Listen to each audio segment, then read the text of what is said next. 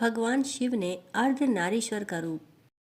अर्धनारीश्वर स्वरूप का अर्थ है आधी स्त्री और आधा पुरुष। भगवान शिव के इस स्वरूप में आधे हिस्से में पुरुष रूपी शिव का वास है तो आधे हिस्से में स्त्री रूपी शिवा यानी शक्ति है। सावन का महीना भगवान भोलेनाथ को समर्पित है। भोलेनाथ को शिवलिंग समेत कई रूपों में पूजा जाता है। शिव का ऐसा ही एक निर्मल स्वरूप है अर्धनारीश्वर। भगवान शिव के इस रूप में उनके साथ शक्ति भी है। माना जाता है कि भगवान शिव ने यह रूप ब्रह्मा जी के सामने लिया था। भगवान शिव और शक्ति को एक साथ प्रसन्न करने के लिए भगवान शिव के अर्धनारीश्वर स्वरूप की आराधना की जाती है। भगवान का यह रूप संकेत देता है कि स्त्री और पुरुष एक ही सिक्के के दो पहलू हैं और दोनों एक दूसरे के बिना अधूरे हैं। इन दोनों में से किसी भी एक के बिना सृष्टि की कल्पना नहीं की जा सकती।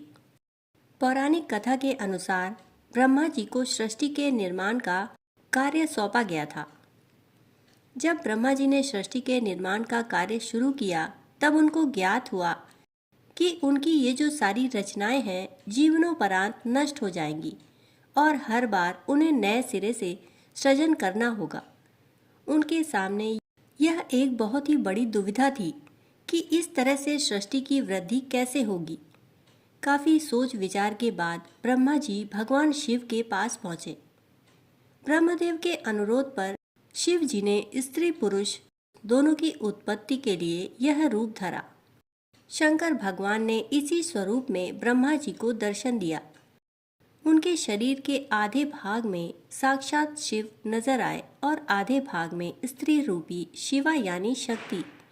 अपने इस स्वरूप के दर्शन से भगवान शिव ने ब्रह्मा जी को प्रजननशील प्राणी के सृजन की प्रेरणा दी।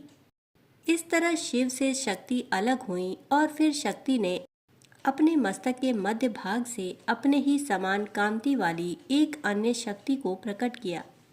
इसी शक्ति ने फिर दक्ष के घर उनकी पुत्री के रूप में जन्म लिया, जिसके बाद सृष्टि की शुरुआत हुई।